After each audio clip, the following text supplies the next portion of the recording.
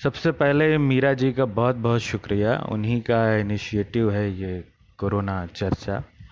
और इसमें बहुत से सीनियर लोग मेरे आ चुके हैं। मनोज भैया, अशोक भैया, इरशाद भाई और तमाम लोग यहाँ आए और उन लोगों को सुना। मेरी भी ख्वाहिश थी और आज मीरा जी ने कहा तो अच्छा लगा, आप सबके बीच आ सका मैं। हालांकि बातचीत करना मेरे लिए बड़ा मुश्किल काम रहता है और आज बातचीत करनी पड़ेगी। अमूमन मैं गज़लें सुनाता हूँ और भाग लेता हूँ। ज़्यादा बोलने का या किसी मौजू पे बात करने का मौका कम ही मिलता है मुझे। इसलिए अगर कुछ गड़बड़ हो, कहीं कोई चूक हो, आप सबके ध्यान में आए तो मुझे ज़रूर बताएं ताकि आगे इनमें सुधार किया जा सके। बहरहाल मुमकिन है आप में से कुछ दोस्त मुझे जानते हों और बहुत से दोस्त मैं जानते हूँ। मेरा नाम स्वप्निल तिवारी है, शायरी करता हूँ, साथ ही साथ फिल्मों के लिए भी गीत और स्क्रीन प्ले लिखने का सिलसिला है। और आज मैं सिनेमा और शायरी के ही ताल्लुक़ पे बात करने के लिए आया हूँ। अब ये जो शायरी और सिनेमा का ताल्लुक़ है वो सिनेमा के शुरुआती दिनों से, ज़्यादातर फिल्मी गीतों के हवाले से। साहिर लुधियानवी साहब, गुलजार साहब, मजरूह सुल्तानपुरी जी से लेकर निदा फाजली साहब जैसे उर्दू के ढेरों और बेहद अहम नाम फिल्मों के लिए गीत लिखते रहे हैं। नमस्ते गीता मैम, कैसी हैं आप? तो बहरहाल ये लोग, बहुत बड़े बड़े शायरों ने गीत लिखा है फिल्मों के लिए और इन्हीं लोगों के ताल्लुक़ से इस पहलू पे खूब बात भी हुई है।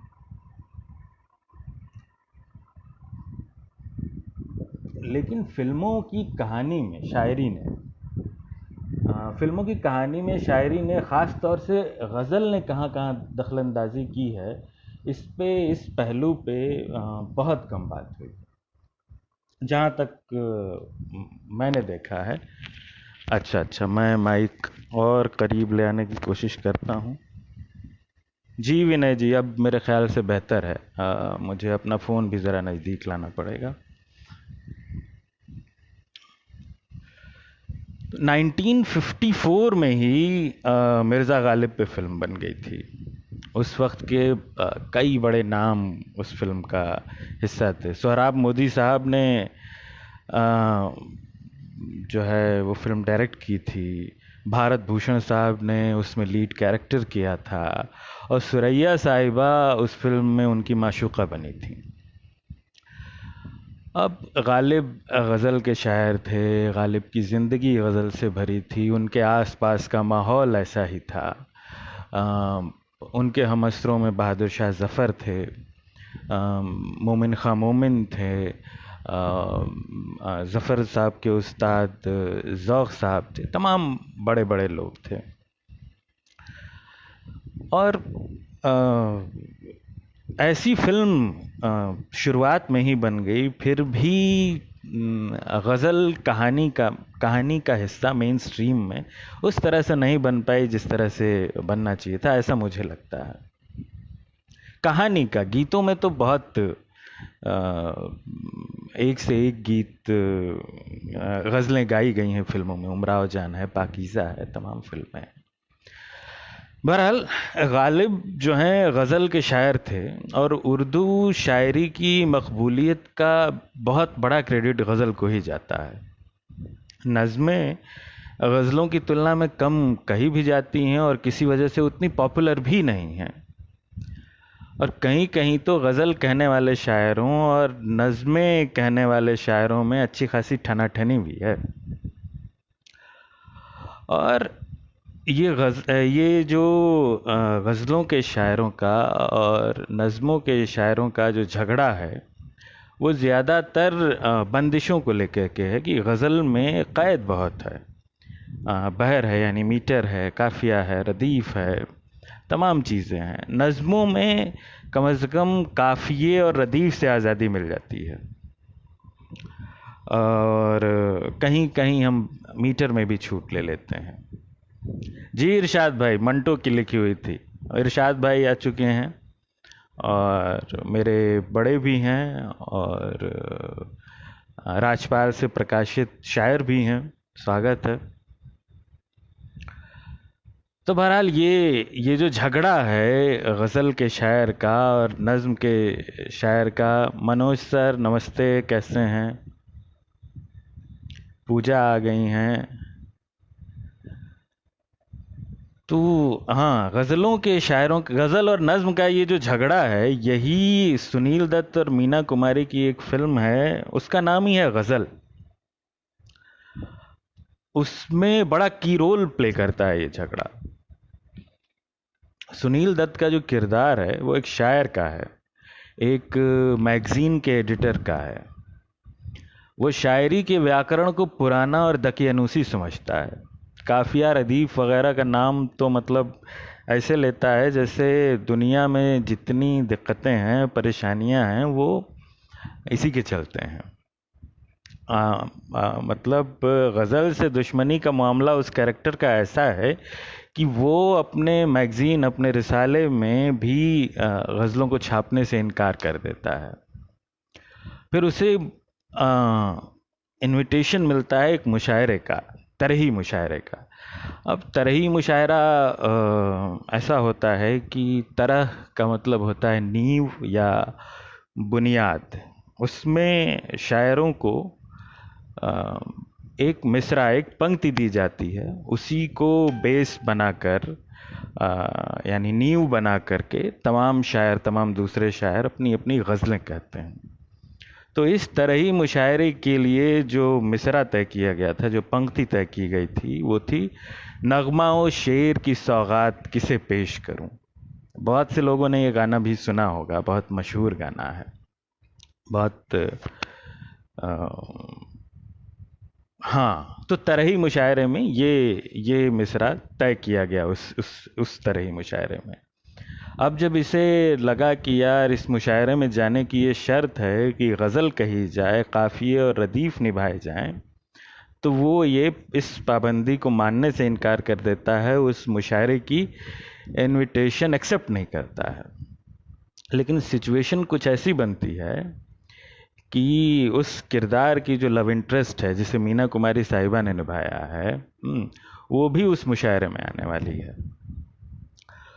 और अब उससे मिलने के लिए जी, रंग और नूर की बारात किसे पेश करूं, गाना कुछ ऐसे है, मिसरा कुछ ऐसे दिया गया था। जी गीता जी।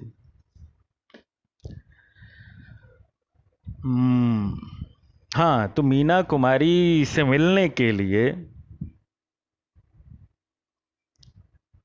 इरशाद भाई वो पूरी मतलब गजल का ग भी नहीं है वहाँ पे, वो मामला ही नज़मों का है वहाँ।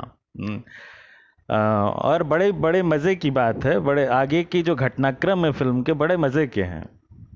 आलोक जी प्रणाम। हाँ, तो मीना कुमारी के बारे में जानने के लिए वो मुशायरे के का इनविटेशन एक्सेप्ट कर लेता है, मुशायरे में पहुंचता है और उसे कहीं से मीना कुमारी की गज़ल मिल गई होती है, जो मीना कुमारी ने खुद कही होती है। वो गज़ल सुना के वहाँ सुना देता है। नगमाओं शेर की सौगात किसे पेश करूं, ये सुलगते हुए जज्बात किसे पेश करूं। फिर बाकी की गज़ल तरन्नुम में है। तरन्नुम मेरा अच्छा नहीं है और आप लोग अगर अपने कानों से दुश्मनी है तभी ऐसा कुछ चाहेंगे ना। आप सबने खैर सुनी होगी। अब इसी तरह ही मुशायरे में राजेंद्र नाथ का किरदार है एक, वो एक गज़ल सुनाता है, यानी मज़ाहिया गज़ल सुनाता है। ज़ाती तौर पे मुझे पसंद नहीं है वो, लेकिन साशा गुड इवनिंग, लेकिन एक एग्जाम्पल के तौर पे सुन लीजिए कि तरह ही मुशायरा क्या होता है। एक ही ज़मीन, एक ही क़ैद में किस तरह से चीज़ें लिखी जाती हैं। गज़ल उतनी भी बंद नहीं है जितनी सुनील दत्त का किरदार इसमें समझता है। खट्टे अंगूर के बागात किसे पेश करूं, उनकी अम्मा की इनायात किसे पेश करूं, दिल की कहता हूं तो कहते हो बुरी बात है। हाँ, दिल की कहता हूं तो कहते हो बुरी बात है। हाँ, तुम ही बोलो ये बुरी बात किसे पेश करूं। डॉक्टर सबका हूं मैं और तुम्हारा हूं मरीज। डॉक्टर सबका हूं मैं और तुम्हारा हूं मरीज। नब्ज दिखलाने को फिर हाथ किसे पेश करूं। बहुत शुक्रिया कुंवर कांत जी। बहरहाल मुशायरा ख़त्म होता है और सुनील दत्त के किरदार को मीना कुमारी के किरदार से मोहब्बत हो जाती है।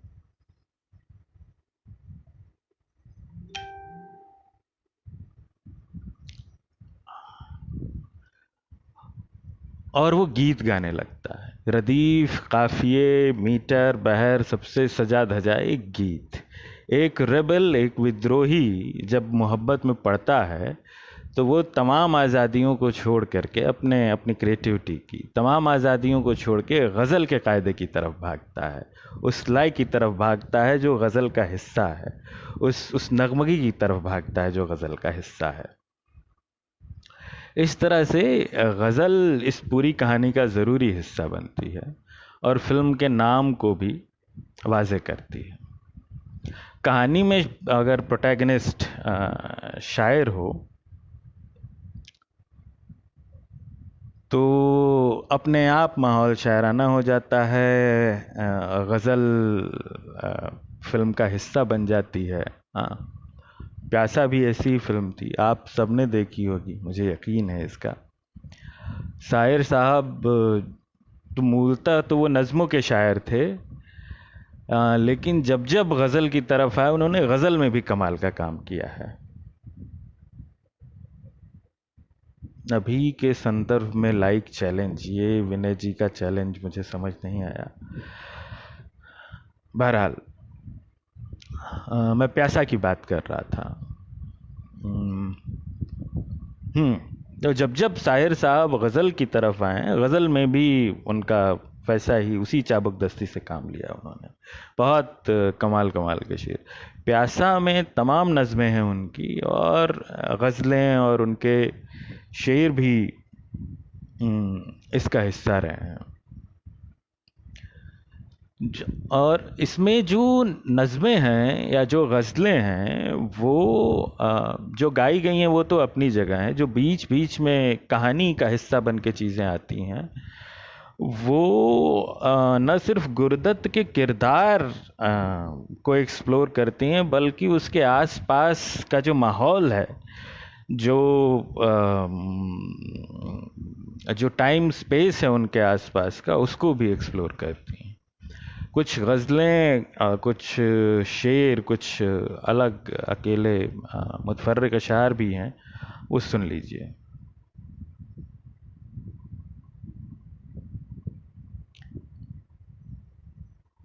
आलोक प्रसाद जी, मैं ख्याल रखता हूँ इस बात का, बहुत शुक्रिया।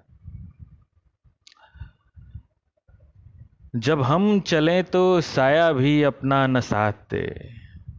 जब हम चलें तो साया भी अपना न साथ दे। जब तुम चलो ज़मीन चले, आसमां चले। जब हम चलें तो साया भी अपना न साथ दे। जब तुम चलो ज़मीन चले, आसमां चले। जब हम रुकें तो साथ रुके शामें बेकसी, एक ऐसी शाम जिसमें हम हेल्पलेस हो जाएं, असहाय हो जाएं। जब हम रुकें तो साथ रुके शामें बेकसी। जब तुम रुको बहार रुके, चांदनी रुके। जब हम चलें तो साया भी अपना न साथ दे। जब तुम चलो ज़मीन चले, आसमां चले। जब हम रुकें तो साथ रुके शामें बेकसी। जब तुम रुको बहार रुके, चांदनी रुके। और एक एक गज़ल और है साहिर साहब की जिसके कुछ शेर इस फिल्म का हिस्सा हैं। वो सुन लीजिए कि तंग आ चुके हैं कश्मकशे जिंदगी से हम। तंग आ चुके हैं कश्मकशे जिंदगी से हम। ठुकरा न दें जहां को कहीं बेदिली से हम। तंग आ चुके हैं कश्मकशे जिंदगी से हम। ठुकरा न दें जहां को कहीं बेदिली से हम। हम गमज़दा हैं लाएं कहां से खुशी के गीत। हम गमज़दा हैं लाएं कहां से खुशी के गीत। देंगे वही जो पाएंगे इस जिंदगी से हम।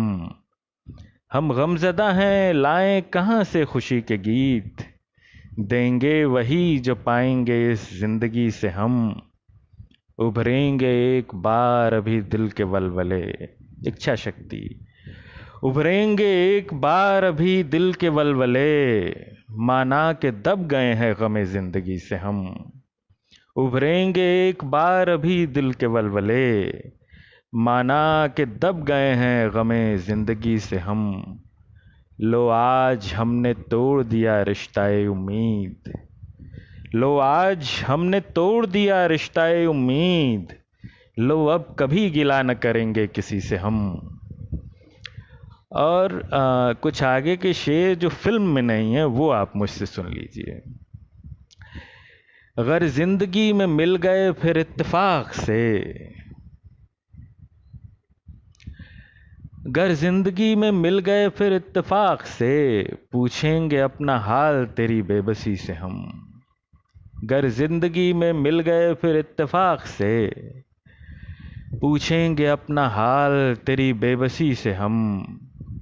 अल्लाह रे फरेब मशियत की आज तक। दुनिया के जुल्म सहते रहे खामोशी से हम। मायूसिए माले मोहब्बत न पूछिए।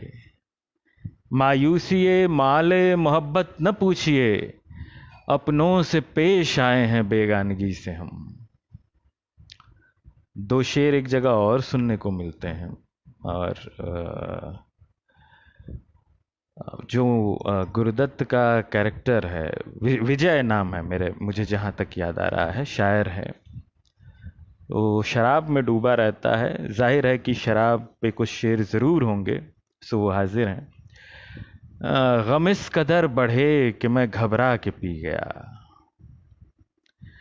गम इस कदर बढ़े कि मैं घबरा के पी गया। इस दिल की बेबसी पे तरस खा के पी गया। गम इस कदर बढ़े कि मैं घबरा के पी गया। इस दिल की बेबसी पे तरस खा के पी गया। ठुकरा रहा था मुझको बड़ी देर से जहां। ठुकरा रहा था मुझको बड़ी देर से जहां। मैं आज सब जहान को ठुकरा के पी गया। ठुकरा रहा था मुझको बड़ी देर से जहां। मैं आज सब जहान को ठुकरा के पी गया। और तो ये तो रही प्यासा की बात। और ये गज़ल या प्यासा कम से कम इनके गाने मशहूर रहे और फिल्में भी बाद में एक कल्ट की तरह से पहचानी गई। लोगों ने इनको ढूंढा। लेकिन कुछ फिल्में हैं जो शायद अच्छी बनने के बावजूद वो लोगों की निगाह में कम है। वो हैं अच्छी, उनकी एक कल्ट ऑडियंस भी है, लेकिन वो फिल्में पहुंची नहीं है लोगों तक। और 1993 में अनीता देसाई की एक नॉवेल थी इन कस्टडी, उस पर बनी एक फिल्म आई थी मुहाफिज। लीड कैरेक्टर जो है उसका वो शशि कपूर साहब ने किया था। शायर है और बुज़ुर्ग है और जो उनका वक्त है उस वक्त में वो अब उतने इम्पोर्टेंट नहीं रहे हैं। उनका काम, उनका जो पुराना काम है वही उनकी उनकी ज़ात की गवाही है। वही उनकी उनकी अभी ज़िंदगी में जो कुछ है उनके पास, वो उनकी उस पुराने कामों की वजह से, उनकी गज़लों, उनकी नज़मों की वजह से है। फिल्म में तो यहाँ तक जिक्र है कि उनको नोबेल प्राइज़ भी उस कैरेक्टर को उस शायरी की वजह से नोबेल प्राइज़ भी मिल सकता था। अब जब हम शायरी पे नज़र डालते हैं तो नज़र आता है कि फैज़ साहब हैं जिन्हें मिला है। और फिर फैज़ साहब की गज़लों नज़मों से बेहतर क्या होता, कौन सी चीज़ होती जो इस शायर के लिए इस्तेमाल की जा सकती थी। तो नूर नाम का कैरेक्टर है, नूर साहब हैं ये, और शेर कहते हैं, अब बुढ़ापा है, इन्हें फ़िक्र भी है, उर्दू ख़त्म हो रही है, और ज़ाहिर है उर्दू ख़त्म हो रही है, उर्दू ख़त्म हो रही है। अब मीरपुर एक शहर है, नाम है शहर का मीरपुर, और वहाँ के किसी कॉलेज में एक हिंदी का प्रोफेसर है, ओमपुरी ने वो किरदार निभाया है, और उसे ज़िम्मा मिलता है कि आप जो हैं नूर साहब का इंटरव्यू लेने आइए। नूर साहब उर्दू के शायर, उनकी फ़िक्र ये कि उर्दू ख़त्म हो रही है। मीरपुर से एक आदमी आता है उनका इंटरव्यू लेने के लिए, जो हिंदी का टीचर है। जाहिर है हिंदी उर्दू का झगड़ा भी पुराना है, तो बात बनती नज़र नहीं आती है। अब ये बात बने तो कैसे बने? कम से कम जो हिंदी का टीचर है उसे ये तो साबित करना पड़ेगा कि उसे उर्दू में उतनी ही दिलचस्पी है, उर्दू से उतनी ही मोहब्बत है जितनी नूर साहब को है। ऐसे में वो जो टीचर है वो एक गालिब का शेर सुनाता है नूर साहब को।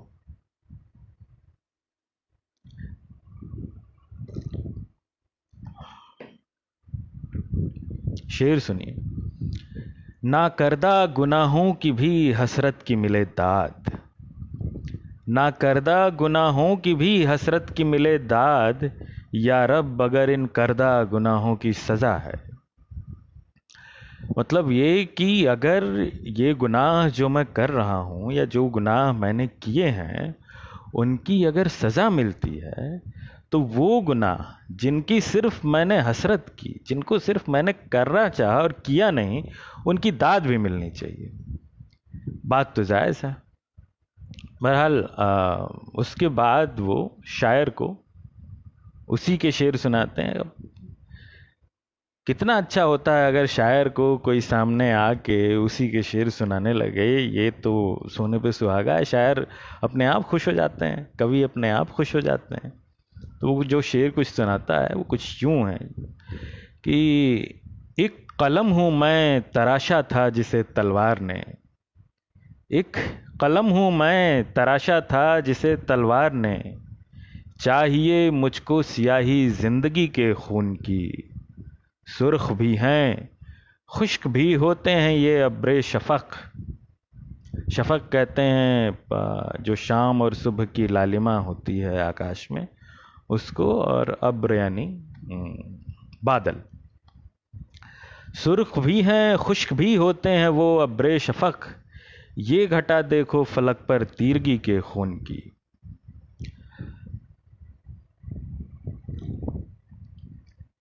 फिल्म में शशि कपूर साहब का किरदार तो है ही शायर का, उनके आसपास भी कुछ लोग जमा हैं जो नौमश शायर हैं, नए शेर कहने वाले हैं, अपने शेर सुनाने वाले कुछ लोग हैं जो, और जगह जगह पर अहमद फराज, दाग दहलवी और तमाम दूसरे शायरों के शेर इधर उधर से छिटके हुए मिलते हैं।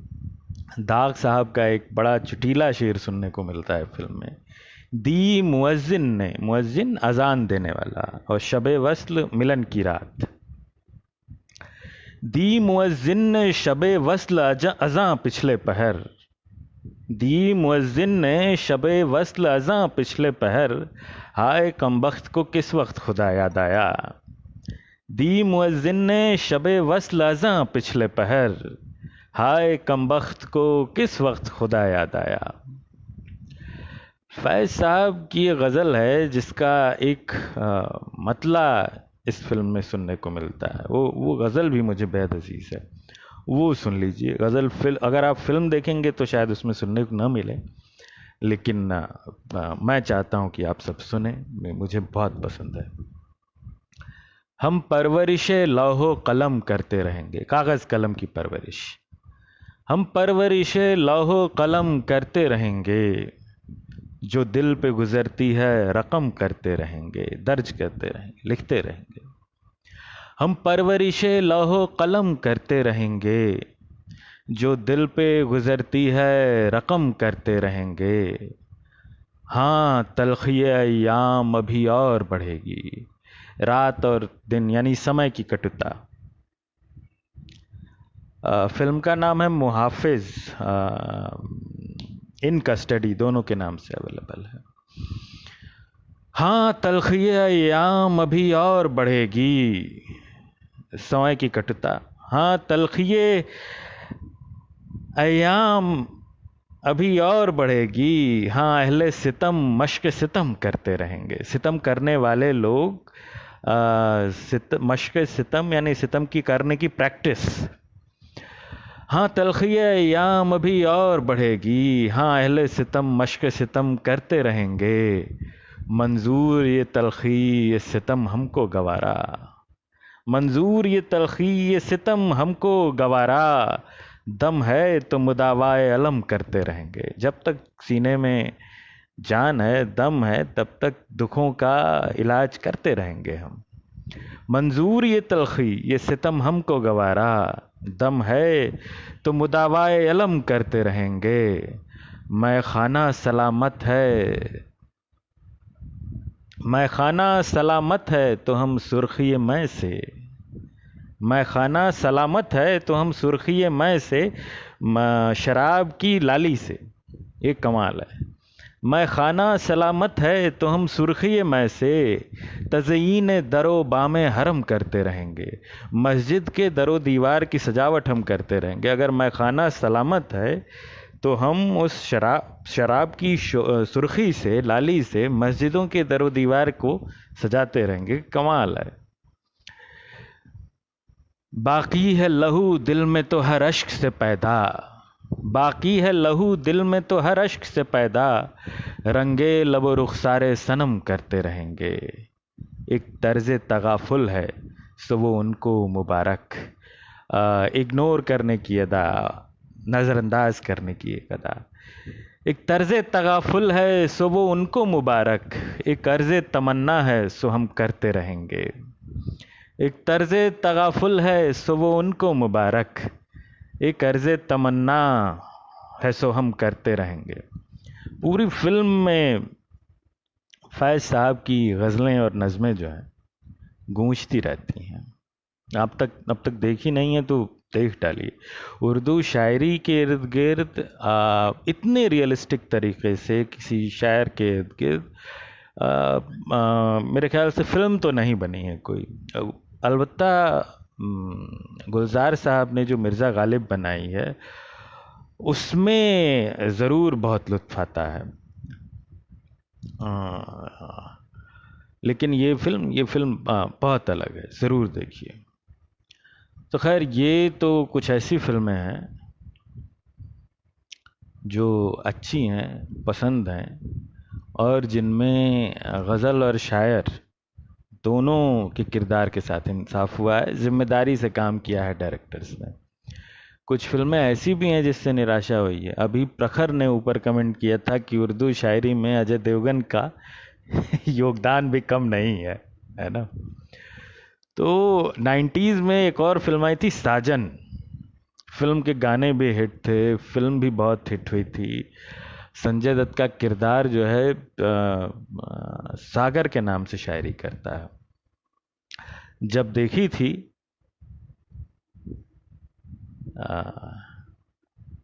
जब देखी थी ये फिल्म तो उस वक्त को खैर एक जादू सा जगा दिया था फिल्म।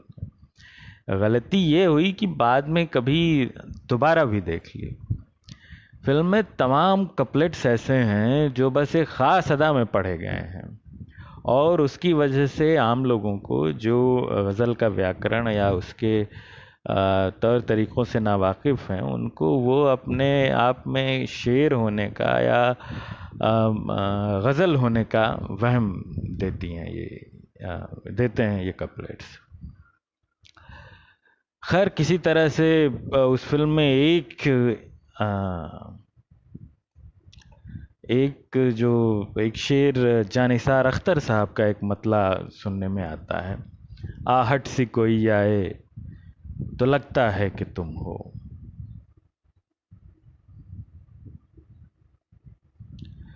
आहट सी कोई आए तो लगता है कि तुम हो। साया कोई लहराए तो लगता है कि तुम हो। अब इस गज़ल के कुछ शेर और हैं। हाँ, जानिसार अख्तर साहब की गज़ल है, मुझे बड़ी पसंद है। जहाँ तक मेरा ख्याल है कुछ लोगों ने गाई भी है ये गज़ल। कुछ शेर अर्ज कर रहा हूँ।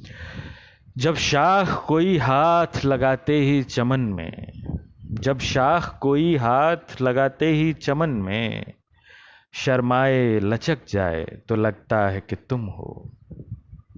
संदल से महकती हुई पुरकैफ हवा का, मुग्ध कर देने वाली हवा।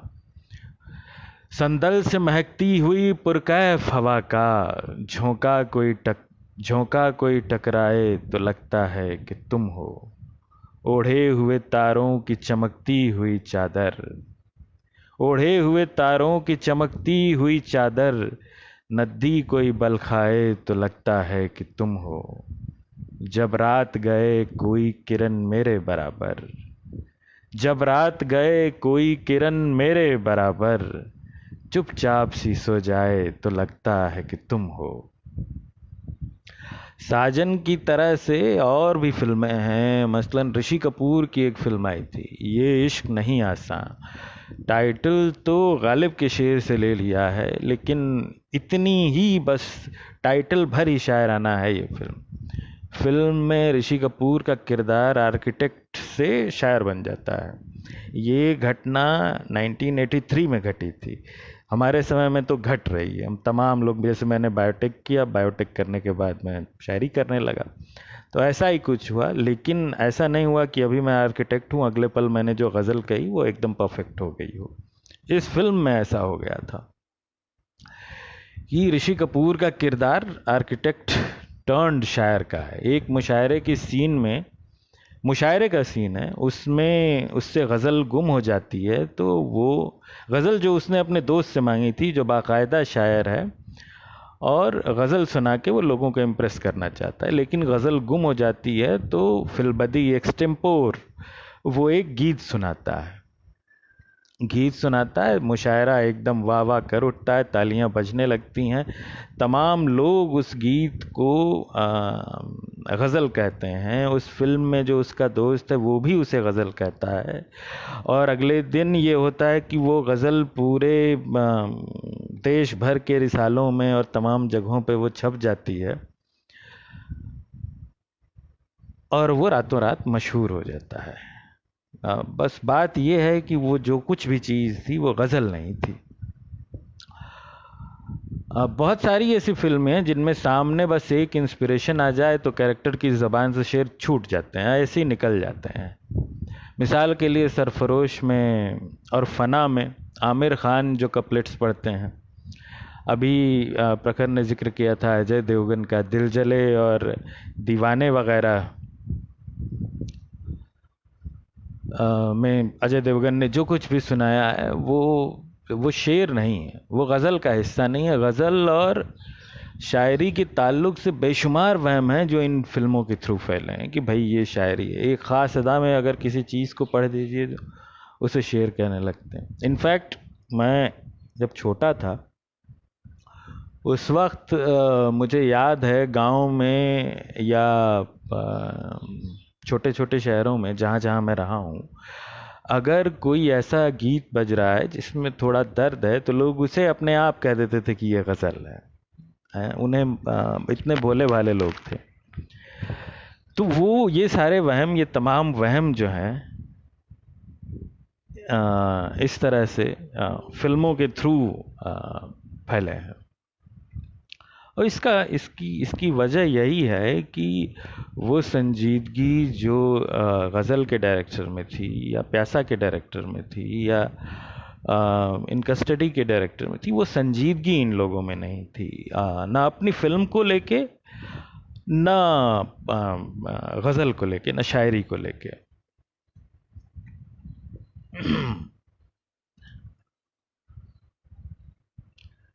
खैर, ये जो गज़ल या प्यासा में जो संजीदगी थी, ऐसा नहीं है कि गज़ल को ट्रीट करने की सिनेमा में संजीदगी, ऐसा नहीं है कि वो पूरी तरह ख़त्म हो गई। फिर विशाल भारद्वाज जैसा एक फिल्म मेकर आता है, हाँ, और वो नई तरह से चीज़ों को देखना शुरू करते हैं। उनकी लिखी एक फिल्म है, अभिषेक चौबे ने डायरेक्ट की है, आप सब ने देखी होगी, डेढ़ इश्किया, और नहीं देखी तो ज़रूर देखिए। ह्यूमर, डार्क ह्यूमर ख़ास तौर से फिल्म में अपने पीक पे है।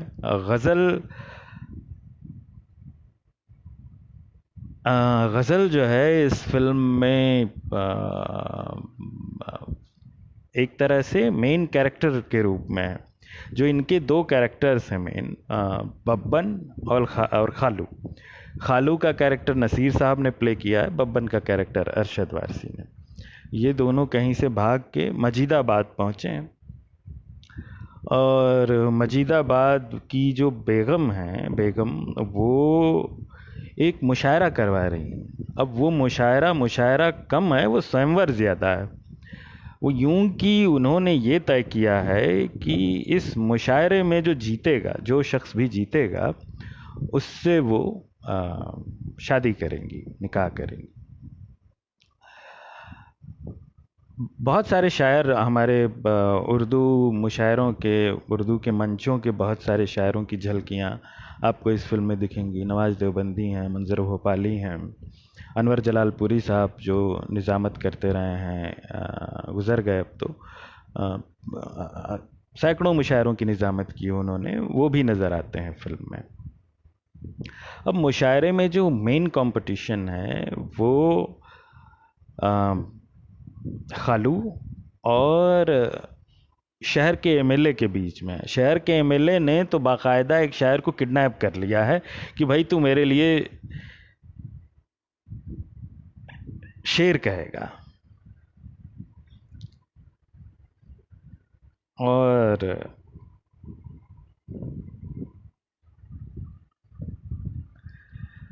वो नसीर साहब के लिए जो गज़लें लिखी गई हैं वो गुलजार साहब ने लिखी हैं, और जो एमएलए के लिए गज़लें हैं वो बशीर बद्र साहब की लिखी हुई गज़लें हैं।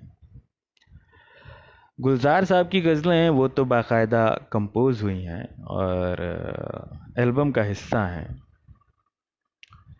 लेकिन जो बशीर साहब की गज़लें हैं वो सिर्फ फिल्म में सुनने को मिलती हैं।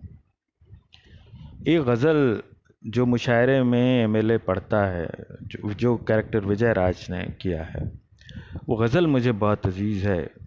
कुछ शेर उसके आप सब देखें कि वही ताज है, वही तख्त है, वही जहर है, वही जाम है। वही ताज है, वही तख्त है, वही जहर है, वही जाम है। ये वही खुदा की ज़मीन है, ये वही बुतों का निज़ाम है। बड़े शौक से मेरा घर जला, कोई आँच तुझ पे ना आएगी। बड़े शौक से मेरा घर जला, कोई आँच तुझ पे ना आएगी। ये ज़बां किसी ने खरीद ली, ये कलम किसी का गुलाम है। बड़े शौक से मेरा घर जला, कोई आँच तुझ पे ना आएगी। ये ज़बां किसी ने खरीद ली, ये कलम किसी का गुलाम है। यहाँ एक बच्चे के खून से जो लिखा हुआ है उसे पढ़ें। शेर सुनिए। यहाँ एक बच्चे के खून से जो लिखा हुआ है उसे पढ़ें। तेरा कीर्तन अभी पाप है, अभी मेरा सजदा हराम है। यहाँ एक बच्चे के खून से जो लिखा हुआ है उसे पढ़ें। तेरा कीर्तन अभी पाप है, अभी मेरा सजदा हराम है। मैं ये मानता हूँ मेरे दिए तेरी आंधियों ने बुझा दिए। मैं ये मानता हूँ मेरे दिए तेरी आंधियों ने बुझा दिए। मगर एक जुगनू हवाओं में अभी रोशनी का इमाम है। मगर एक जुगनू हवाओं में अभी रोशनी का इमाम है। मेरे फ़िक्र फ़न तेरी अंजुमन न उरूज था न ज़वाल है। मेरे लब पे तेरा ही नाम था, मेरे लब पे तेरा ही नाम है। तो डेढ़ इश्किया का जो क्लाइमेक्स है वो भी काबिल गौर है। गज़ल का ऐसा इस्तेमाल मैंने देखा नहीं है किसी फिल्म में। ये कैसे वो फिल्म के क्राफ्ट का हिस्सा बन गई है। एक शख्स जिसको शायरी और सिनेमा दोनों से मोहब्बत हो, ऐसे किसी भी शख्स को, उसके लिए वो सीन ट्रीट है, विजुअल ट्रीट है। स्लो मोशन में चारों तरफ से गोलियां चल रही हैं। गोलियां बरसाने वाले जो हैं वो शेरवानी पहने हुए हैं, और बैकग्राउंड में बेगम अख्तर साहिबा की गज़ल बज रही है, उनकी गाई हुई, मोमिन खां मोमिन की लिखी हुई गज़ल। वो जो हम में तुम में करार था, तुम्हें याद हो कि ना याद हो। कमाल की मंजर कशी है। तो मेरे ख्याल से बहुत जी, इशरकुल इस्लाम साहब, उमराव जान की गज़लें तो बहुत संजीदा हैं। उमराव जान है, पाकीज़ा है, बाज़ार हैं, इनमें तमाम गज़लें इस्तेमाल हुई हैं। और मुझे लगता है कि इन फिल्मों पे तो बहुत बेशुमार आर्टिकल लिखे गए हैं। मैंने अभी जिन फिल्मों का जिक्र किया उनमें शायद प्यासा ही ऐसी होगी जिनको जिसने उतना ध्यान खींचा जितना उमराव जान और पाकीज़ा ने। बाकी गज़ल और इन कस्टडी के बारे में बात हुई हो ऐसा मुझे लगता नहीं है। अच्छा, उमराव जान में आशा भोसले साहिबा की आवाज़ में गज़ल है, दिल चीज़ क्या है आप मेरी जान लीजिए। तो ये शहरयार साहब ने लिखी है, लेकिन शहरयार साहब ने ये गज़ल हज़रत ग़ुलाम हमदानी मुसफ़ी की ज़मीन में लिखी है। मैं उसकी उस ओरिजिनल गज़ल के भी, ओरिजिनल गज़ल कहना ठीक नहीं होगा, दोनों ओरिजिनल हैं। जैसा कि मैंने पहले कहा कि एक नींव पे गज़लें कही जाती हैं, उर्दू शायरी में उस्तादों के मिसरों पे गज़ल कहने की परंपरा रही है। उसी परंपरा में ये गज़ल शायद उन्होंने कही हो, शहरयार साहब ने। तो हज़रत मुसफ़ी की ये गज़ल देखिए कि दिल चीज़ क्या है चाहिए तो जान लीजिए, दिल चीज़ क्या है चाहिए तो जान लीजिए, पर बात को भी मेरी ज़रा मान लीजिए। मरिए तड़प तड़प के दिला क्या ज़रूर है, ऐ दिल क्या ज़रूरी है। मरिए तड़प तड़प के दिला क्या ज़रूर है, सर पर किसी की तेग का एहसान लीजिए, तलवार का। मरिए तड़प तड़प के दिला क्या ज़रूर है, सर पर किसी की तेग का एहसान लीजिए। आता है जी में चादरे अब्रे बहार को, बहार रूपी बादल की चादर। आता है जी में चादरे अब्रे बहार को, ऐसी हवा में सर पे ज़रा तान लीजिए। आता है जी में चादरे अब्रे बहार को, ऐसी हवा में सर पे ज़रा तान लीजिए। मैं भी तो दोस्तदार तुम्हारा हूँ मेरी जान, मैं भी तो दोस्तदार तुम्हारा हूँ मेरी जान, मेरे भी हाथ से तो कभू पान लीजिए। अब ये कभू कभी को कहते हैं, ये हज़रत मुसफ़ी मीर तक़ी मीर के समकालीन थे। उर्दू ज़बान अभी अपना आकार ले रही थी, उस वक्त की उर्दू यही थी। इसी तरह से इन लोगों ने ज़बान को ट्रीट किया है। मैं भी तो दोस्तदार तुम्हारा हूँ मेरी जान, मेरी भी हाथ से तो कभू पान लीजिए। गर गर कब्र कुश्तगां पे तुम आए हो तो मियाँ, शहीद की कब्र पर। गर कब्र कुश्तगां पे तुम आए हो तो मियाँ, अपने शहीद नाज को पहचान लीजिए। मुश्किल नहीं है यार कि फिर मिलना मुसफ़ी, मुश्किल नहीं है यार कि फिर मिलना मुसफ़ी, मरने की अपने जी में अगर ठान लीजिए। मुश्किल नहीं है यार कि फिर मिलना मुसफ़ी, मरने की अपने जी में अगर ठान लीजिए। तो अभी ऊपर किसी साहब ने ज़िक्र किया, इरशाद भाई ने भी कल मुझे बताया था कि मेरे महबूब भी एक ऐसी फिल्म है जिसमें गज़ल बतौर किरदार ट्रीट की गई है। संतोष जी अभी बता रहे हैं कि निकाह फिल्म का मैंने जिक्र नहीं किया है जी। अ, वक्त कम था, बहुत सारी फिल्में छूटी होंगी, और मैंने इसीलिए शुरू में आप सबसे कहा कि अ, आप सब मुझे बताएं, ज़रूर बताएं, ताकि अगर अगली बार इस विषय पे बात करनी हो तो मेरी तैयारी ज़रा और बेहतर हो। अ, खैर, एक छोटी सी खबर भी है। वो खबर ये है कि इरशाद भाई जो मौजूद हैं अभी हम लोगों के साथ, देख रहे हैं ये प्रोग्राम, अ, उनकी दो किताबें, आंसुओं का तर्जुमा और दूसरा इश्क, ही राजपाल एंड सन्स से शाया हुई हैं। उन्हीं की मोहब्बतों और कोशिशों के चलते मेरा भी एक गज़ल संग्रह, एक शेरी मजमुआ राजपाल से आने को है। नाम है ज़िंदगी एक उदास लड़की है। और अभी तो हम सब घरों में बैठे हुए हैं अपने, मैं भी हूँ, आप भी हैं। ये लॉकडाउन ख़त्म हो तो ये प्रोसेस आगे बढ़े। कल कमेंट मिला था नीलिमा जी का मुझे, अगर हो तो उनकी इत्तला के लिए है ये, कि जिस नज़्म का नीलिमा जी ने ज़िक्र किया वो दरअसल एक गाने का, एक फिल्म का हिस्सा हो गई है, तो उसे अभी यहाँ सुनाना ज़रा मुश्किल है। अब थोड़ा इंतज़ार कीजिए और मुझसे बेहतर आवाज़ में उसे सुनिएगा। तो बाकी ये है कि मैं ज़िंदगी एक उदास लड़की है से कुछ कुछ गज़लें आप सबको सुनाता हूँ, अगर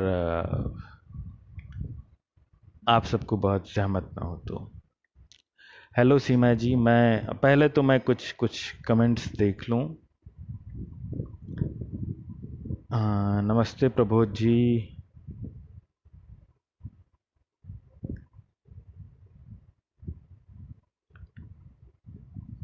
विनय जी, ये इश्क खुदा है, इस फिल्म का नाम मैंने नहीं सुना, वरना इसका जिक्र भी ज़रूर करता। Good evening Mahendra ji.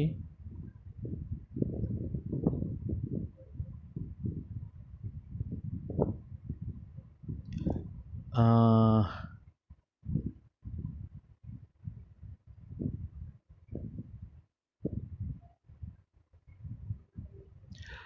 चंद्र प्रकाश जी, आपने लखनऊ के शायरों के बॉलीवुड में योगदान के बारे में कुछ बताने के लिए कहा है।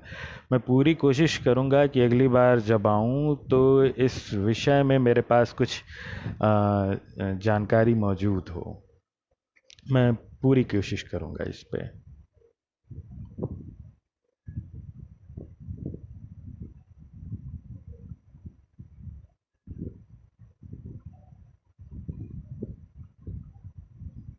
चंद्र प्रकाश जी, बहुत बहुत शुक्रिया, बहुत बहुत शुक्रिया।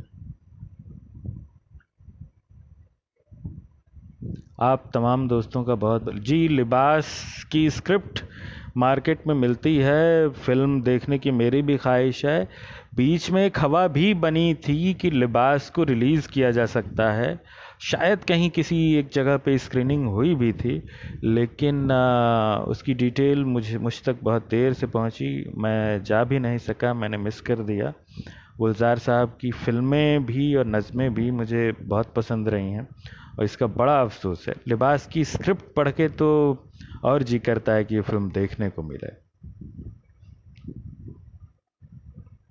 कुंवर कांत जी, मेरे महबूब में बिल्कुल आपने ठीक कहा, लेकिन वही है कि फिल्म देखी भी नहीं है। ये फिल्म अब मैं देखूंगा आपके कहने पे, और ध्यान में रखूंगा इसको। अगली बार अगर ये सारी बातचीत मैं ट्रांसक्रिप्ट में कहीं इसको अच्छे से लिख पाया तो बेहतर तरीके से इसको लिखूंगा।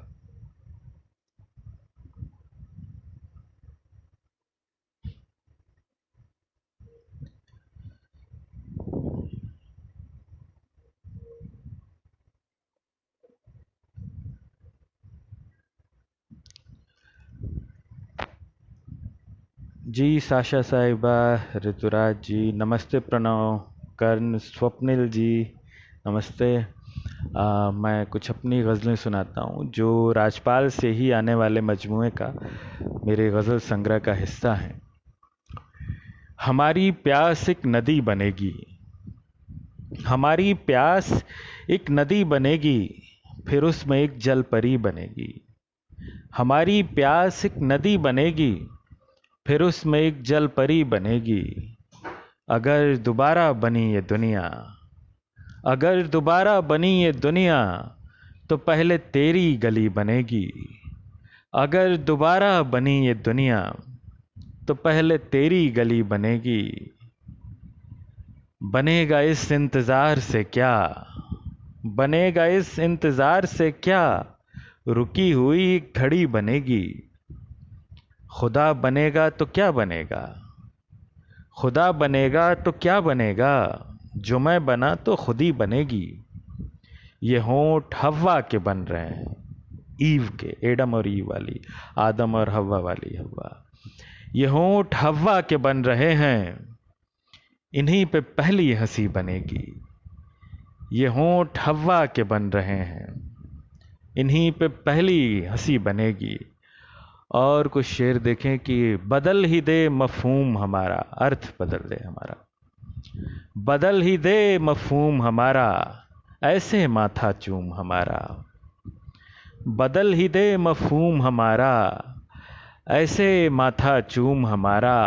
वाह सितम का मौसम आया, वाह सितम का मौसम आया, कहाँ गया मजलूम हमारा। वाह सितम का मौसम आया, कहाँ गया मजलूम हमारा। मैं मिट्टी हूँ वो बारिश है, मैं मिट्टी हूँ वो बारिश है, सौंधा है परफ्यूम हमारा। मैं मिट्टी हूँ वो बारिश है, सौंधा है परफ्यूम हमारा। पहले ही इश्क में बिगड़ गए थे, पहले ही इश्क में बिगड़ गए थे, इश्क नहीं मासूम हमारा। पहले ही इश्क में बिगड़ गए थे, इश्क नहीं मासूम हमारा। घर पर आकर पड़े हुए हैं, घर पर आकर पड़े हुए हैं, बंद पड़ा है रूम हमारा। घर पर आकर पड़े हुए हैं, बंद पड़ा है रूम हमारा। प्रणव कांत जी बहुत बहुत शुक्रिया आपका।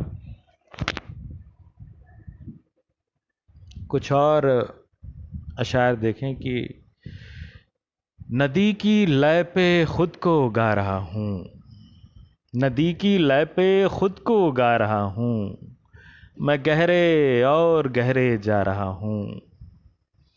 नदी की लय पे खुद को गा रहा हूँ, मैं गहरे और गहरे जा रहा हूँ।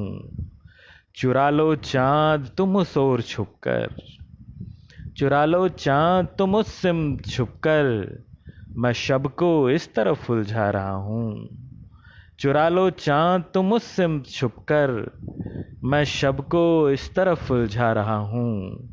वो सुर में सुर मिलाना चाहती है, वो सुर में सुर मिलाना चाहती है, मैं अपनी धुन बदलता जा रहा हूँ।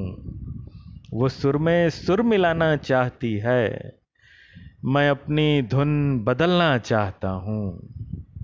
पड़ा हूँ जिंदगी के जाम में मैं, पड़ा हूँ जिंदगी के जाम में मैं, मज़ा ये है पिघलता जा रहा हूँ।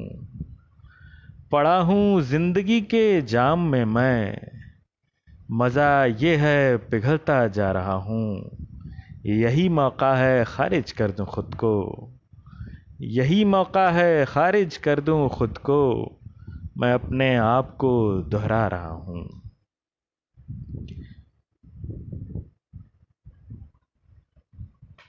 नदी की लय पे खुद को गा रहा हूँ, मैं गहरे और गहरे जा रहा हूँ। बहुत शुक्रिया सीमा जी, प्रणव जी, बहुत शुक्रिया।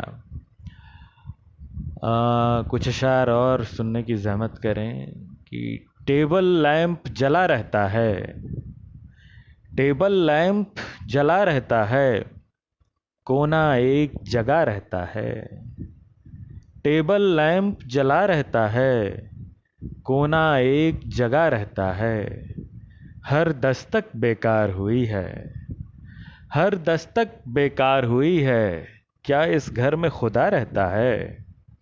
हर दस्तक बेकार हुई है, क्या इस घर में खुदा रहता है? थमता नहीं है दर्द का ट्रैफिक, थमता नहीं है दर्द का ट्रैफिक, मेरा जख्म हरा रहता है। थमता नहीं है दर्द का ट्रैफिक, मेरा जख्म हरा रहता है। दो लोगों के भी घर में मुझसे, दो लोगों के भी घर में मुझसे कोई न कोई खफा रहता है। दो लोगों के भी घर में मुझसे कोई न कोई खफा रहता है। हादसे भी होते रहते हैं, हादसे भी होते रहते हैं, मेरा दिल भी लगा रहता है। हादसे भी होते रहते हैं, मेरा दिल भी लगा रहता है। ऋतुराज जी, मनोज जी, आलोक जी, बहुत बहुत शुक्रिया आप सबका। और कुछ एक गज़लें और दो गज़लें कम से कम, उसके बाद मैं इजाज़त लूँगा आप सबसे। ये जब भी दिख जाएं वो हैरत करना, जब भी दिख जाएं वो हैरत करना, ऐसे रंगों की हिफाजत करना। जब भी दिख जाएं वो हैरत करना, ऐसे रंगों की हिफाजत करना। मेरे तावीज़ में जो कागज़ है, मेरे तावीज़ में जो कागज़ है, उस पे लिखा है मोहब्बत करना। मेरे तावीज़ में जो कागज़ है, उस पे लिखा है मोहब्बत करना। उसका मुझसे यूं ही लड़ लेना, और उसका मुझसे यूं ही लड़ लेना, और घर की चीज़ों से शिकायत करना। उसका मुझसे यूं ही लड़ लेना, और घर की चीज़ों से शिकायत करना। काम ये कोई भी कर देगा पर, काम ये कोई भी कर देगा पर, इश्क तुम मेरी वजाहत करना। मुझे एक्सप्लेन इश्क तुम करना। काम ये कोई भी कर देगा पर, इश्क तुम मेरी वजाहत करना। रोकना उसको बना कर बातें, रोकना उसको बना कर बातें, कुछ न हो गर तो शिकायत करना।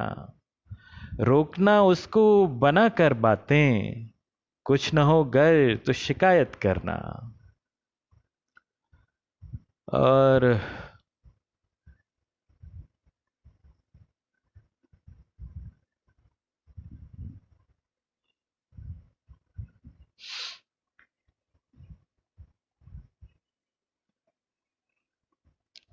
तो एक शेर और ऋतुराज जी, जी ये तो गज़ल की बेसिक ट्रेनिंग में शामिल होता है।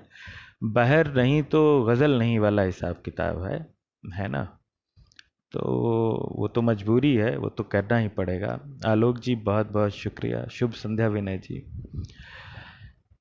जले हैं हाथ मेरे बिजलियां पकड़ते हुए, जले हैं हाथ मेरे बिजलियां पकड़ते हुए, हुई है इनकी शिफा तितलियां पकड़ते हुए। इलाज हुआ है। जले हैं हाथ मेरे बिजलियां पकड़ते हुए, हुई है इनकी शिफा तितलियां पकड़ते हुए। अजब खुशी थी न था ध्यान मेरा रास्ते पर, अजब खुशी थी न था ध्यान मेरा रास्ते पर, मैं गिर पड़ा था तेरी उंगलियां पकड़ते हुए।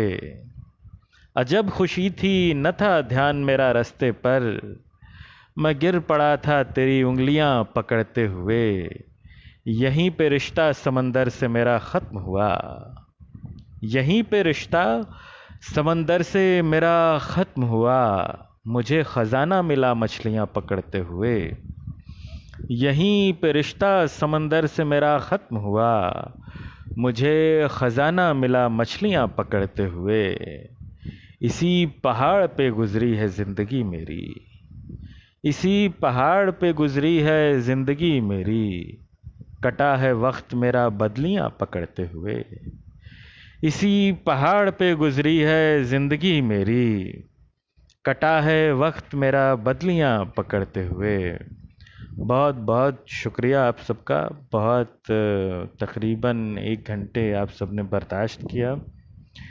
बस ये लॉकडाउन को भी 2 मई तक आप और हम बर्दाश्त कर लें। ये बहुत मुश्किल वक्त है और यही एक तरीका है।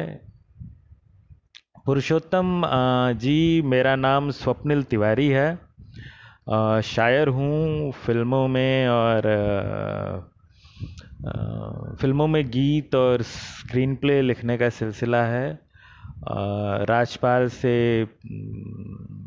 राजपाल एंड सन्स से अगली किताब आने वाली है। ज़िंदगी एक उदास लड़की है। तो फिलहाल यही मेरा परिचय है। आप सबका बहुत बहुत शुक्रिया। बहुत लुत्फ़ आया आप सबके साथ। एक कामयाब 1 घंटे रहे इस लॉकडाउन के दौरान। बहुत शुक्रिया। इजाज़त।